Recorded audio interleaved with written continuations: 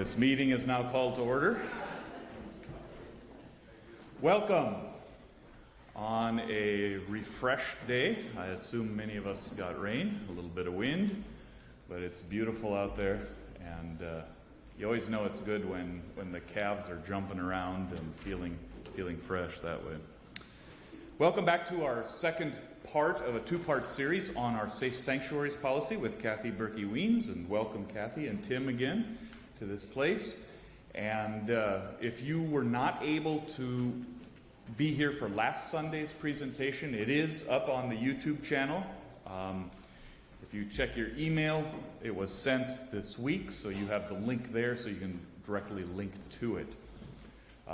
Today, one other piece of reference is that in your bulletins is our Safe Sanctuaries policy, as well on the backside, the papers that we ask you to sign if you work with our children. If you do not have one of those, just come get your bulletin or go to the back. There should be bulletins back there as well. Again, we will ask you to speak into the mic during discussion so we can record that and just have everyone hear it. Heavenly Father, thank you again for a new day to be together. Thank you for the opportunity to learn, to examine, to courageously move forward, to take steps in positive and steps that we hope sheds light on your goodness and your kingdom. Give us courage, give us hope, give us wisdom. Open Kathy's mouth to speak, open our ears to hear. Amen. Let's welcome Kathy back again. You can clap. Oh, thank you. We not only got rain, but our power was out. So if I look a little weird or something, I had to get dressed and put my makeup on in the dark. So today, I think what I'm going to do, our time is always so short and there are so many good things to talk about. I think I'm going to get right into your policies because I really feel like it's a good thing to have you guys get into your policies and really look at it. So I'm going to move the slides here a little bit. Maybe. Okay. So hopefully we'll get back to why the church is at risk, what we need to decrease, what we need to increase, how we need to change culture, talk a little bit about child dedication. But right now, let's go to your policy. So I've been doing this kind of work since 2012, talking in churches about safe sanctuaries and also reviewing policies for churches, as well as looking at many policies that churches have out there. I talked a little bit about Dove's Nest last week, and again, on their website, they have a lot of policies from churches. And so those are good to review. I would encourage you, though, not to cut and paste because you want to make the policy your policy and what works for your church. But there are good examples there of different things that you can do. With the work that I've done, I've come up with a document called Components of Most Policies. Very flashy title there. And so what I have that listed here. I could send Pastor Wilmore a copy if you want a copy of that. I hesitate to hand out lots of copies because I don't know what people want and don't want, so I didn't do that. Here I have listed what I have on my document, Components of Most Policies, and what we're going to do is look at your policy and see what things that I have listed here, and this is not an extensive list, things that I have listed that you have in your policy or that you don't have in your policy. So this is just a way for you guys to evaluate your policy against what other policies out there have. So first, so I want you to get your policy out. And the first thing that I've listed here is mission, vision, purpose, or scope. Basically, why do we have this policy? That's something that most policies have. Do you have that in your policy? Yeah, you do. Those first three parts, the introduction, the purpose, and the statement of covenant, that kind of tells the purpose and why you have this policy. One thing that I noticed is that in the introduction, it references protecting and nurturing our children and youth, and that came from the MCUSA convention in 2013. I would encourage you maybe, and I looked up that document, and it's a really good document, and I would encourage you to maybe put that document in your policy. And the reason I say that is I know you have the covenant to sign each year, and that's really good, but I also know that for myself, sometimes when it's time to sign that, it's like, oh yeah, I got to sign that quick. And so you review the policy a little bit, and then you sign it. And so I think the more things you have in your hands with the policy, the more likely you're going to be to read that. And so if you have this protecting and nurturing youth, like I said, it's a good document, and if it's right there in your hands, you're going to be more likely to read it.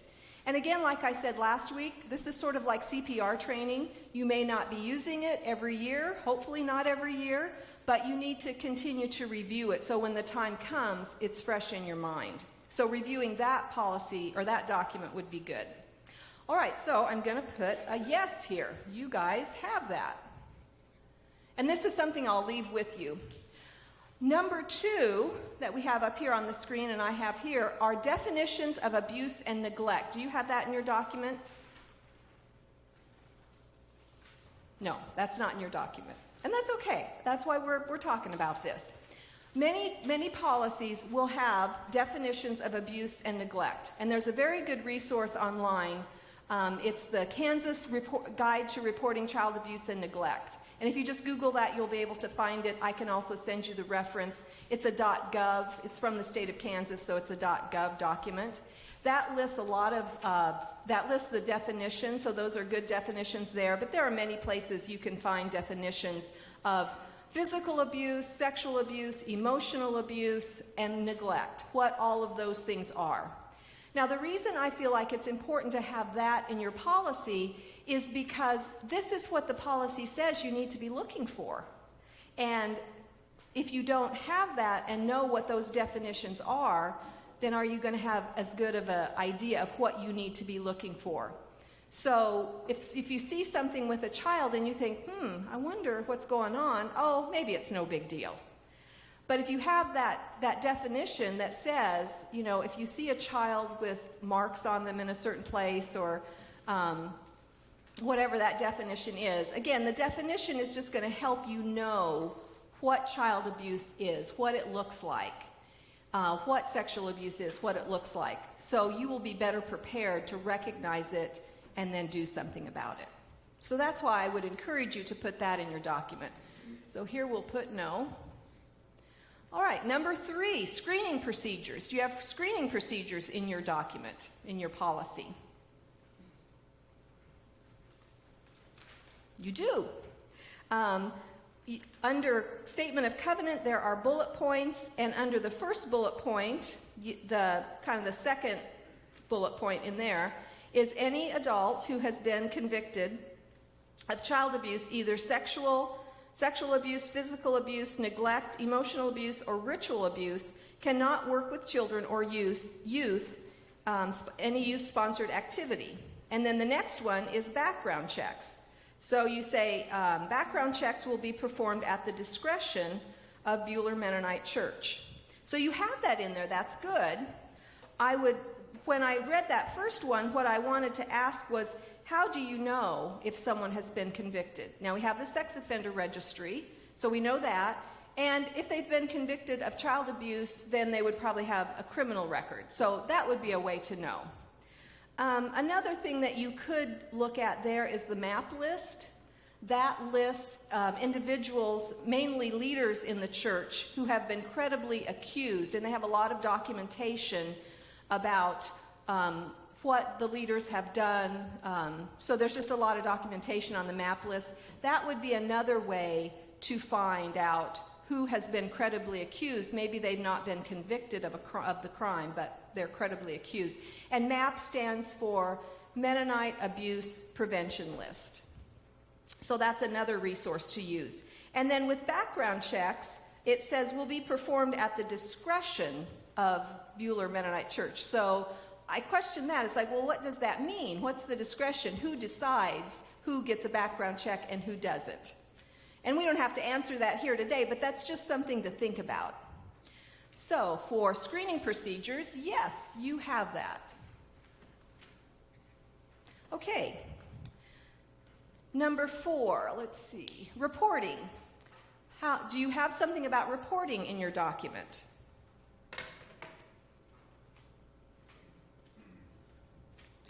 And that's down further under the 4th bullet point. And you do. So here it says, we will have a clearly defined procedure for reporting a suspected incidence of abuse that conforms to the recommendation of state law. And then under that it says, adult volunteers shall immediately report concerns to the junior Sunday school superintendent, adult Sunday school superintendent, or the pastor of the church. So there are 2 things there. That you won't let people work with children who have been, Another thing I want to say about the storms last night, our electricity went off at 1 o'clock, so I didn't get as much sleep as I would have liked to. So if I seem a little sleepy, that's why. It's not you guys or anything that we're talking about today. So you do have reporting systems. Now, when I read through your policy first, and I saw I'm trying to find some here. Here it is.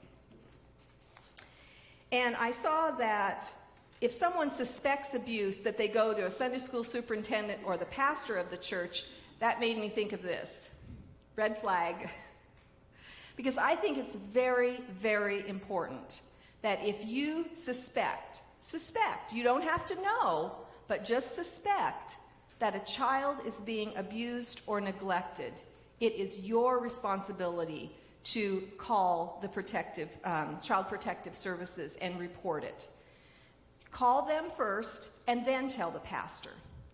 Maybe you're not a mandated reporter. There are probably people here that are mandated reporters. But even if you are not, as Christians, as part of the church, I believe we are moral reporters to report this.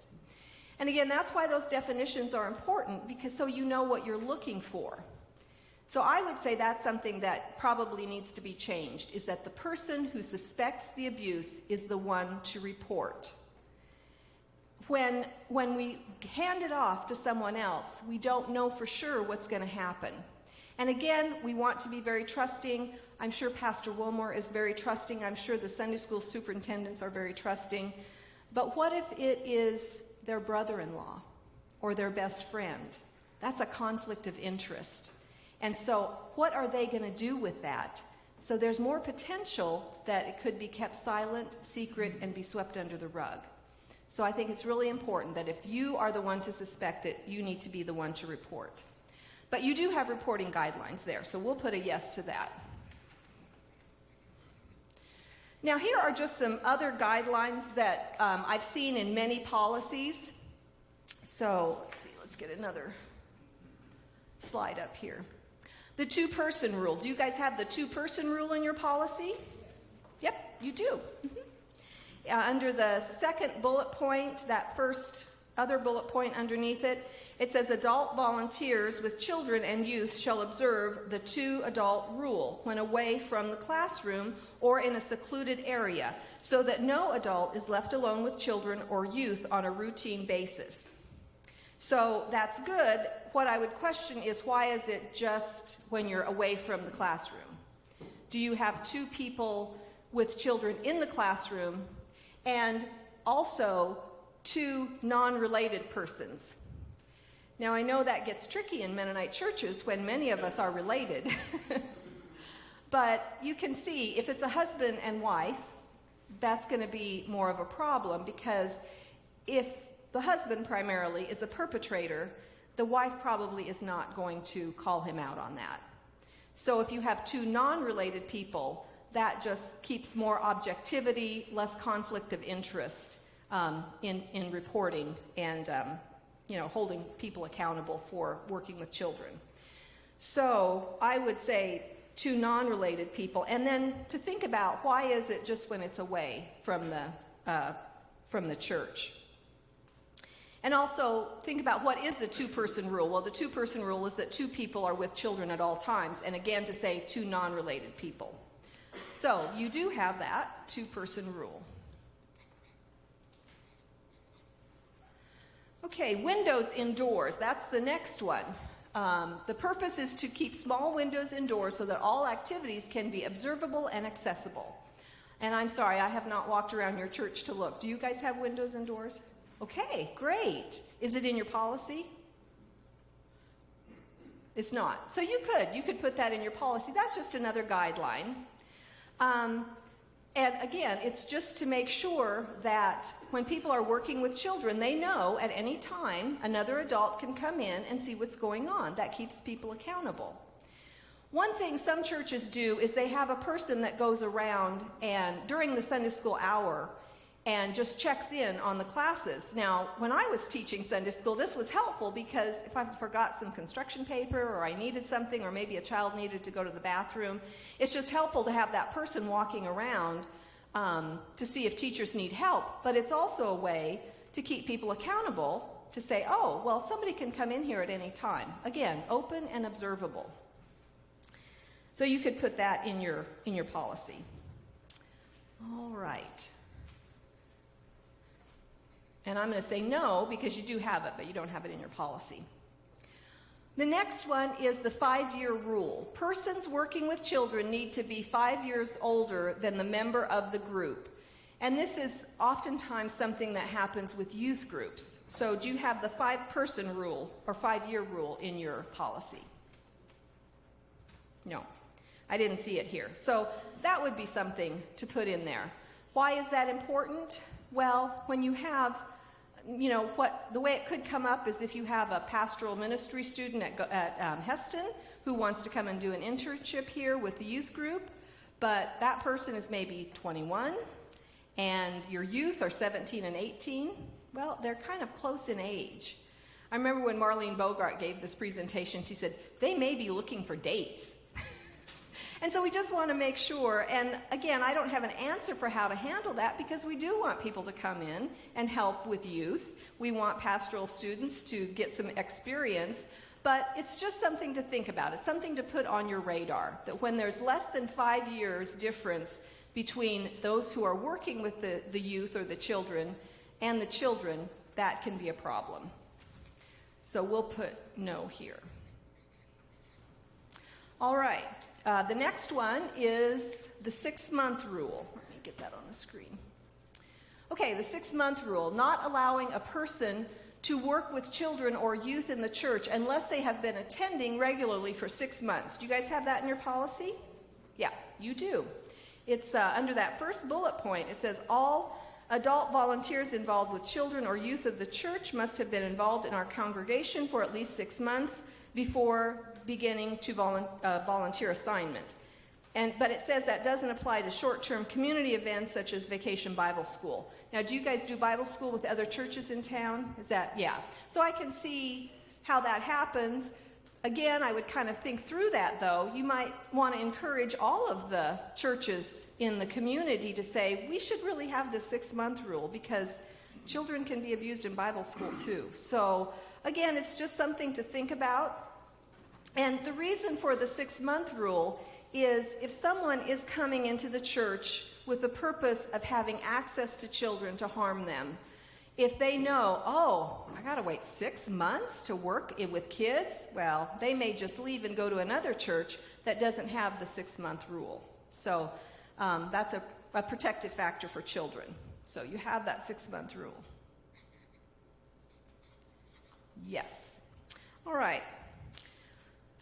The next one is first aid CPR. So having a location of first aid clearly labeled to make sure volunteers know where these are placed in the church. Also have a list of people trained in CPR who are willing to help out in an emergency. Do you guys have that in your policy? I didn't see it. Do you have first aid kits around the church so that if there's an accident, Pastor Wilmore is shaking his head yes. Are those labeled, and do all of you guys know where they're at? He's shaking his head no. So that, again, that's a protective factor when there's a physical injury, just to make sure people know where the Band-Aids are, where the gauze is. And then that list, the CPR list, is also important to put in there because if there would be a major emergency, you would have a list there of people and their phone numbers And also people that you have contacted and they agree to be on that list. They agree to come and help when there's an emergency. Again, you probably know who the people are in the church that would come to help if there are doctors or nurses in the church.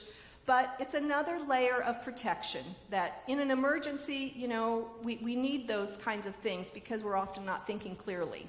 So I would recommend that you do that and maybe have it in at least 2 locations. Have a first aid kit with it clearly labeled where it's at. 2 or 3 locations. In a church this big, you could do 3 probably. Okay, so we'll put a no there. The next one is open door meeting. When meeting one-on-one with children or youth, to keep the door open. Do you have that in your policy? I didn't see it. And what that is, I often think about this with youth, and it pertains to children too. But sometimes youth, they've got a lot going on in their life. I mean, it's an emotional time when you're in adolescence, and they need to talk to people. And maybe after youth group one night, they're going to want to talk to a youth sponsor or a pastor. Now, I think it's good if those can be same-sex, boys talking to males, girls talking to females. That's another protective factor. We don't want to discourage that from happening because that can be a really good thing for youth. And having these close relationships in the church is good. But how do we protect the children? Well, one thing is we say, okay, we're going to go to the youth room or wherever. We'll talk, but we're going to keep the door open.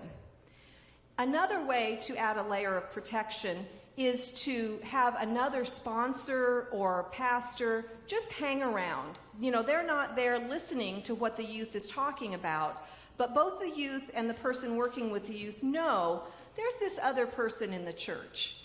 Again, keeping things a little more open, a little more accessible. So that would be another thing to consider putting in your policy. All right, advance notice to parents. Let me get to my next slide. Advance notice to parents. If a church activity is being moved from the original location, parents must be notified, preferably a written note. So do you have that in your policy? It says adult volunteers will get permission. Yeah, so I would say yes, you do.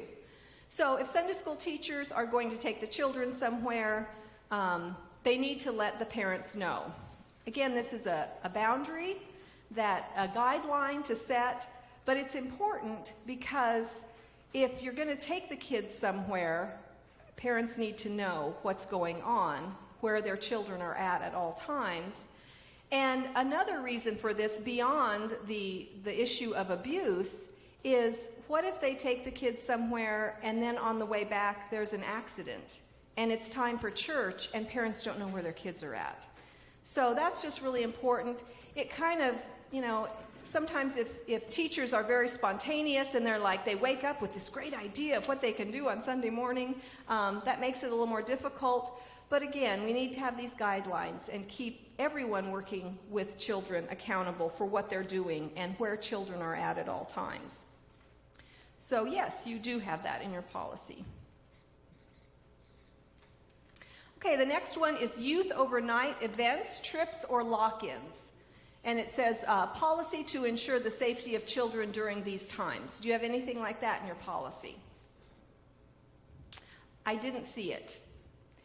And again, it's just important anytime that adults are working with youth to think through that and think, okay, how are we going to keep the children safe? So if there's a lock-in, are boys going to sleep in one room, girls in the other room, lights out at a certain time? Again, just thinking through what all the possibilities might be and then addressing that in your policy. Okay. Did you say advance notice to parents is a yes? Yes, and I put a no. I'm sorry. Again, didn't get much sleep last night. Thank you.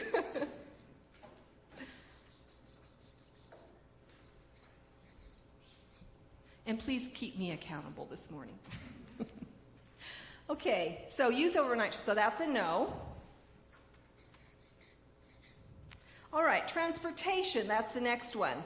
So when children are transported away from the church or other activities, who will be driving the children to off-site activities? What's the minimum age to drive? Do they have insurance? Are there car seats for children if they're needed? And are they placed appropriately in the van or car? Do you have something like that in your policy?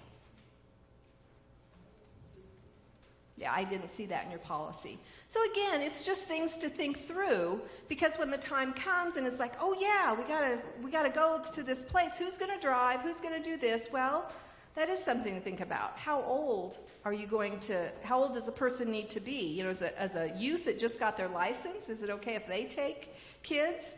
And if we don't have a policy, if we don't think through that, then if you're hurried and rushed and you don't have enough drivers, then you may do that. So again, just important to think through that.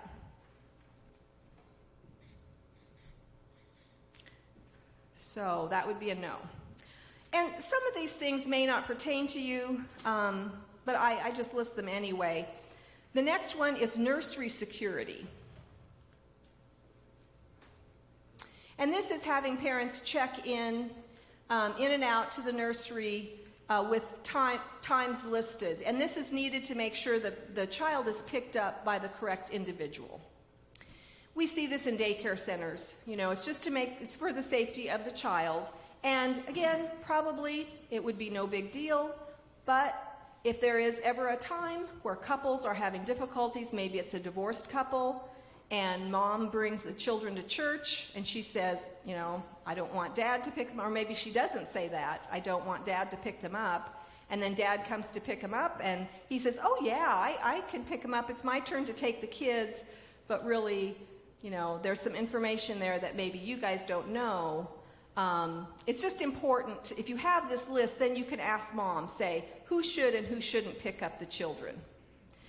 Another thing that can happen is maybe somebody comes and says, oh yeah, I'm Johnny's uncle from out of town, and yeah, my brother said I could pick him up, and we don't know this person, but we're trusting people, we don't want to cause a conflict, so we'll let that person take the child.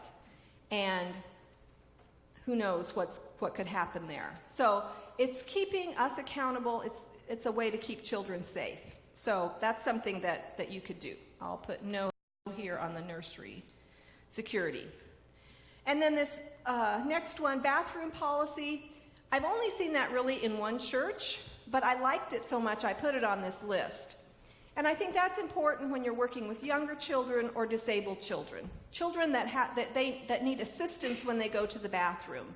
And that could be something just as easy to say when you take a child to the bathroom and you have to wipe their bottom, again, you're touching the genital areas. And just to tell the parent when they pick them up to say, you know, he went to the bathroom, had a BM, I wiped him, then all the adults know what's going on. So then if the child is sitting at Sunday dinner and says, my teacher touched my butt today, then you know what happened. And then it's not like a big red flag. So it's just something to think about. And then ongoing trainings, do you have that in your policy? You do. That's why we're here today. Let's see. I have a slide on that. So ongoing trainings, how often? And you have these once a year, and now it's twice a year. The types of trainings, and who will be expected to participate in those trainings. And I think all of this is covered. Those could just be more things to look at. Okay, anything that is on my list, anything that I haven't mentioned that you guys have in your policy?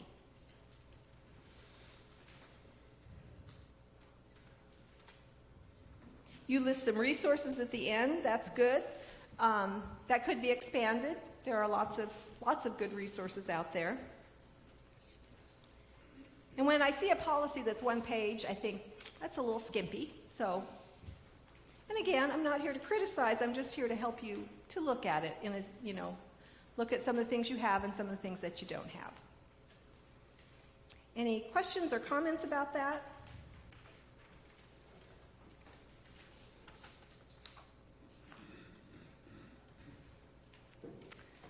Okay, we will move on to why the church is at risk.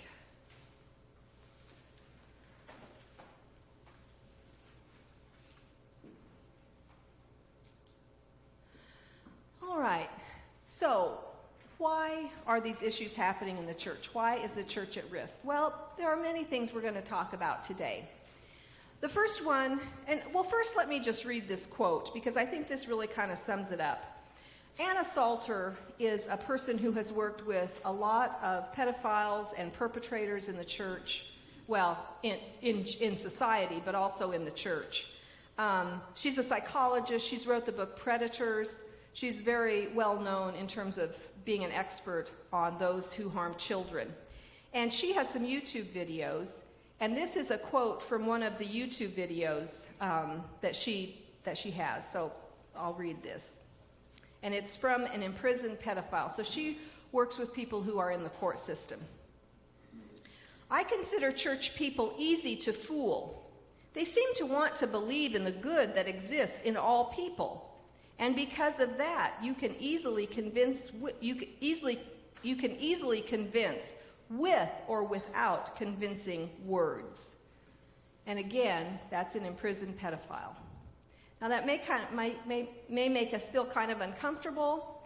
You know, it's good that we're caring and loving people, but we have to balance that with accountability and boundaries for everyone.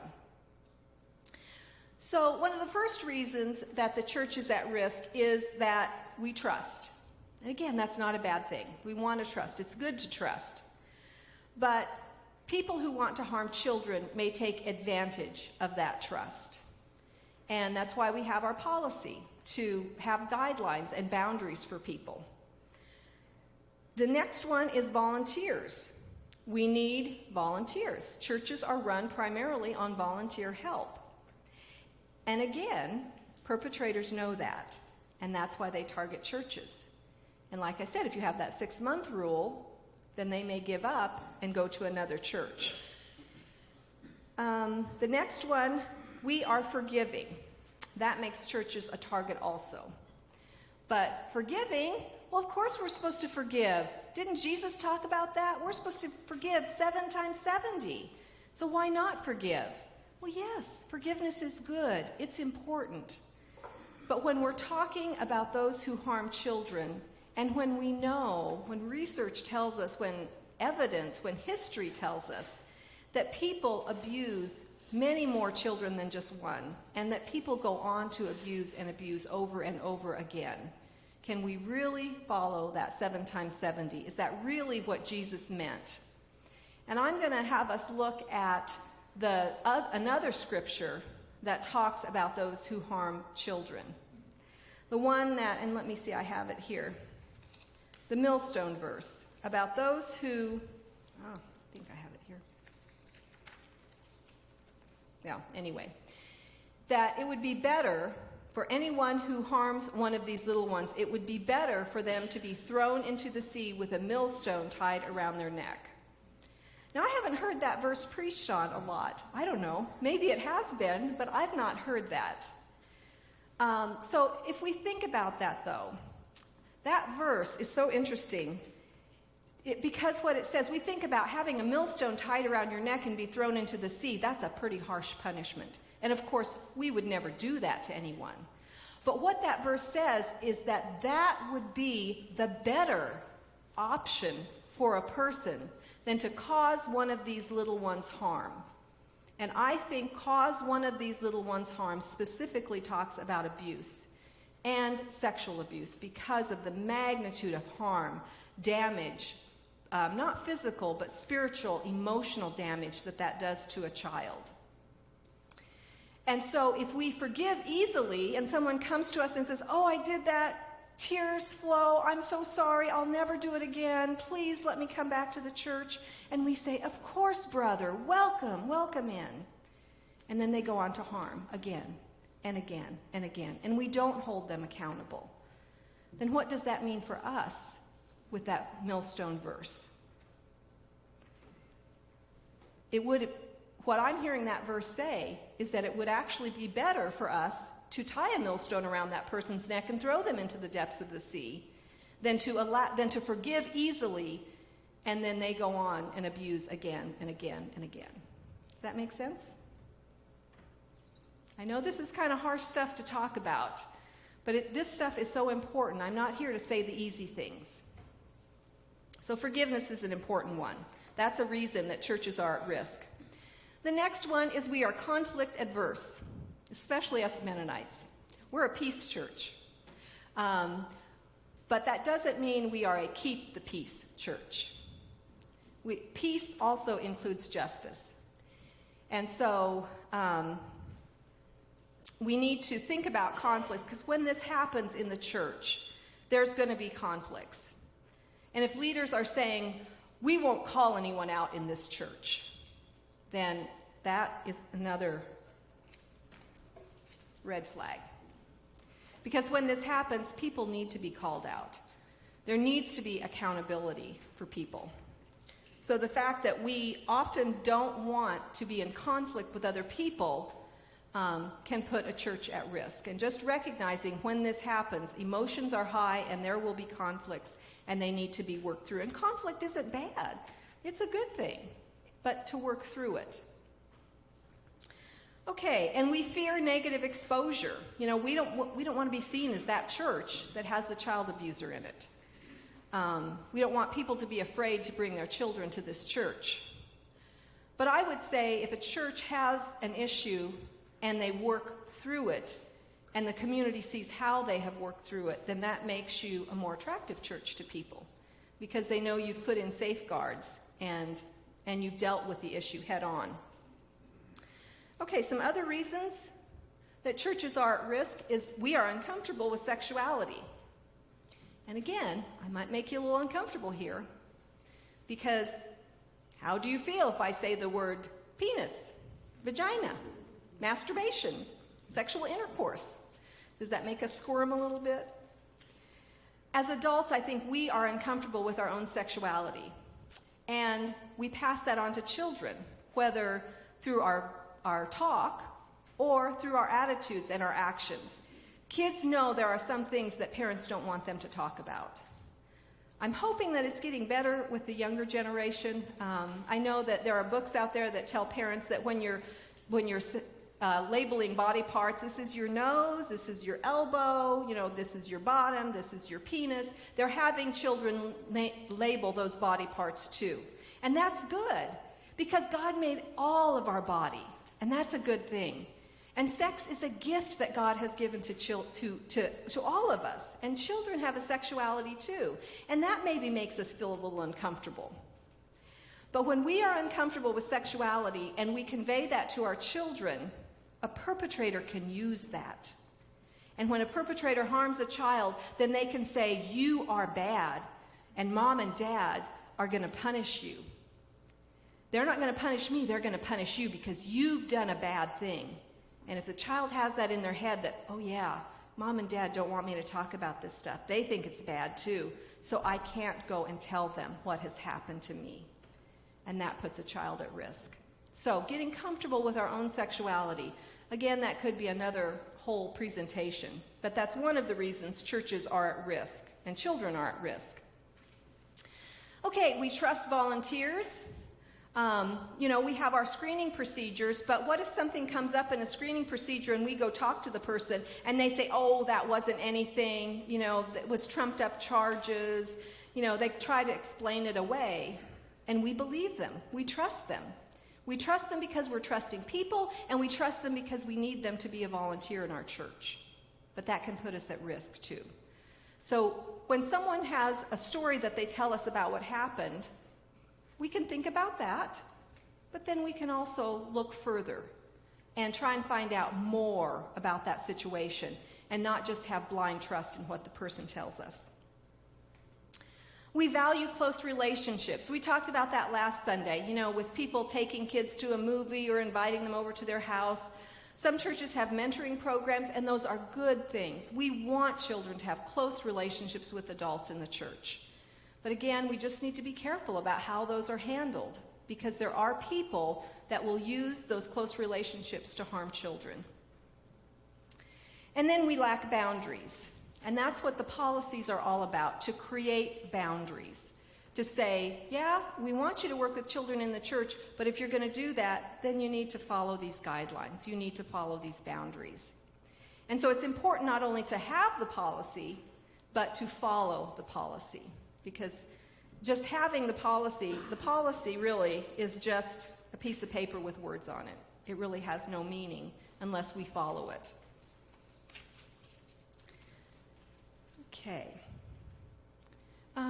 How much more time do we have, Pastor Wilmore? That says a quarter after. So we probably have about 7 minutes. Okay. I want to open it up then for questions. Any comments or questions that you want to talk about? You guys have been a pretty quiet group, and I know I've said some difficult things here, but this is important, and it's okay if you feel uncomfortable, and it's okay if you want to express that here this morning. We need to have those difficult dialogues. I have a question, probably more for the Board of Deacons and the pastor, but church liability includes, or it's an optional endorsement churches can purchase for sexual misconduct liability, comes with base limits, but if you follow through policies like this, you can increase those limits. Just wanting to know, does our church have that, and are those limits adequate? The answer to the first part of the question is yes. And in fact, some of our policy was changed and formed by our insurance company. Is it adequate? Yeah, that I can't answer. Yeah, I don't have a lot of knowledge about insurance. Pastor Wilmer sent me some information from, and that was an insurance company, Right. but it had a lot of good information about child abuse. That could be another resource you could put in your policy. Yeah, it's a workbook, and if you're interested in that, yeah, it's like a workbook that is also much like what we went through, checklists, liability, do we have enough?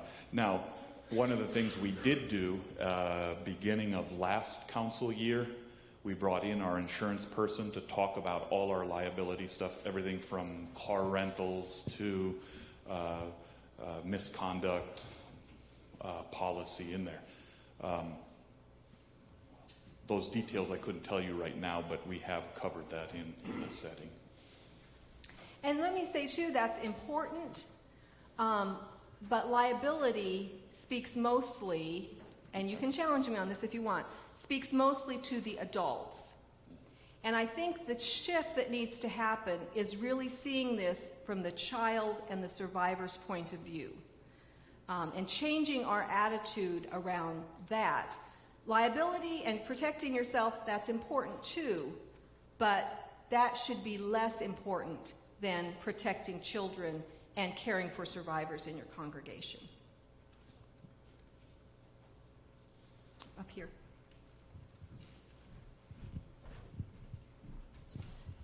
Addressing the idea of forgiveness, and I think that we can forgive somebody and still hold them accountable. Yes.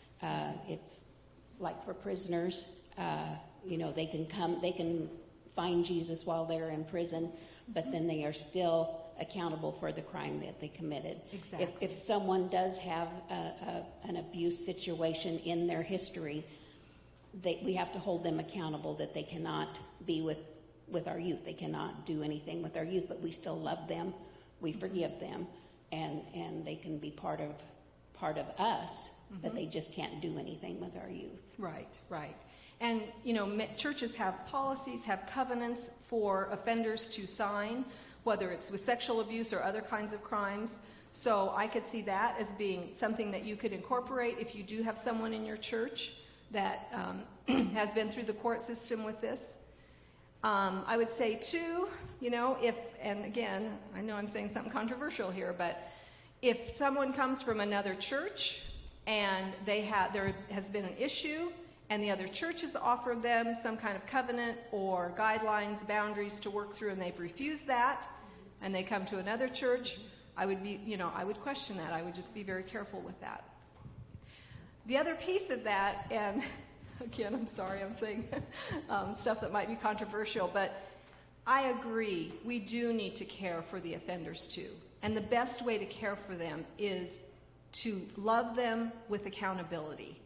I totally agree with that, because like with the millstone verse, it's better for them to be held accountable than to allow them to continue to abuse. One thing that comes up in this is, should perpetrators, pedophiles, and a pedophile is someone who has an attraction towards children, so there's some different words that I'm using here. Perpetrator is one that actually perpetrates the abuse, and they can be the same.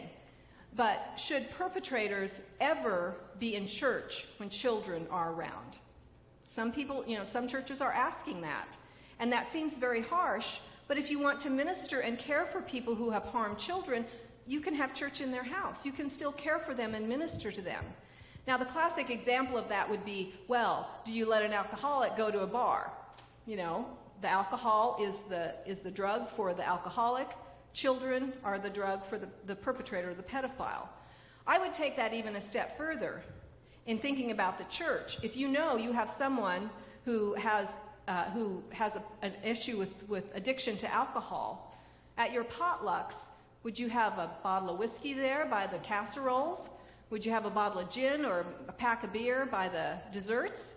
So I think it's even that more permeated into our church. Again, something to think about. Thank you for that question. And I'll share this. It isn't breaking confidentiality. If you think the scenario of a person coming and checking out our church because their church set certain amount of policies, and so they're looking to see what other churches do, that's a real thing. We as deacons have dealt with that already. And we said we will abide by nothing less stringent than what the church that you're coming from has made you do. And so it's a real thing, and we deal with that as deacons. And I would also mention, as you were doing the exegesis or the interpretation of the millstone, it's one thing to think the perpetrator, it'd be better for them to have the millstone tied around them, but it seems to also point the fingers back to us. If we know that person and we do nothing, then all of a sudden the judgment on millstones gets a lot larger. Mm-hmm. Yeah. My question's on the two-person rule. Mm-hmm. I think we've got a problem in this church in the fact that we can't get one person for Sunday school teachers, much less two. Yeah. So how do we deal with that? Do we combine classes so that you've got two teachers at all times, or or not have it? Well, I would say combining classes is good. I know when I taught in my former church, sometimes there would be 2 children and 3 adults, because Tim and I taught together, and then we always had another adult in there with us. So yeah, if you have smaller classes, to combine those classes, making sure that the door is open. I know sometimes that's an issue because kids can be kind of loud and then they're disturbing other classes. But that's a very good question, and I think it's something really to think through, because we don't want to get too lax, even though it's like, oh yeah, this one person, they're great, they're wonderful, we don't worry about them. But when we start being lax with the rules, then, who knows where that can end up. So I think that's really important to think about. I said last week that one of the reasons that children are at risk is just what you said. It's so hard to get people to work with children. And I do wonder sometimes, is it better to not have the children's programs? I don't like that option, because I think it is important for kids to be in church and to learn, the Bible, and just to be together in church, and have fun in church and enjoy church. But yeah, if we don't have people that are helping, are willing to help, it is a big issue. I'm sorry, I don't have a better answer for that. I noticed that we are, and you keep bringing us back on topic. This isn't about our liability. We're trying to prevent this. And if this does happen, that we listen to these children, we listen to, or other people who something might have happened to. So how do if a great leader in the church gets accused by someone, so you keep teaching us not to be defensive as adults. Like, don't defend this or whatever, or the liability, all those things. How do I keep bringing it back to the children in my head? Because I'm a good adult, and what if? And then I'm thinking, from an adult, or that's a really good person. How do I break that down in myself? Mm-hmm. And you kind of asked me that question last week. I've been thinking about that a lot. That is a really excellent question. When someone is accused of abusing a child, but that is someone that we really love and care about and respect. Maybe they're a longtime member of the church, and it's like, no, I don't want to believe that. I don't want to believe that. That's going to be the typical response. And I just had a situation recently at convention where there was a person who was listening to some other people talk. And this person, listening to this conversation, realized someone that he really valued and cared for had been sanctioned. It was a pastor. A pastor had been sanctioned, had his license revoked for a time. And this person over here didn't know about that. And it was really a shock to him. And he was reeling and trying to figure out, how do I process this information, just what you're saying? And there were some other advocates, actually Stephanie Crable from Into Account. She was there. I did a presentation with her. And we went to lunch, all of us, this person and Stephanie and Hillary, who also works with Stephanie. And what Hillary told this person that I think was so good, she said, what you are feeling now, that sadness, that defensiveness, that sense of betrayal maybe, take that about 10 times. And that's what the person who was abused by this person feels. And that was powerful for me. So I don't know if that's helpful, but I think just doing this is a way to keep bringing this to the forefront, and to recognize that when this happens, you are going to have high emotions. And that's why we bring in outside help. That's really important, to help us process that, because our emotions are high. But just thinking through it ahead of time before those high emotions come. So thinking that if this happens, then the person who has been abused by that person is feeling what I'm feeling only 10 times more. And to know I'm going to have really strong feelings. I'm going to be defensive. I'm going to be sad. Those are normal responses. And then just how do you process that? And how do you process that as a church? Thank you. Oh, our time is up, right? Our time is up, unfortunately. You may speak to her between the services.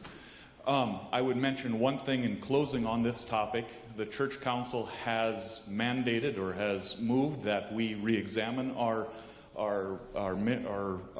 policy, and we will be doing that here shortly in the next months. If you have any conversation pieces on that and you want to bounce that off of me or Dave Balzer, or anybody else on the church councils, please do. On the deacons, on that committee is Eric Buhler, so you can bounce that off of Eric as well.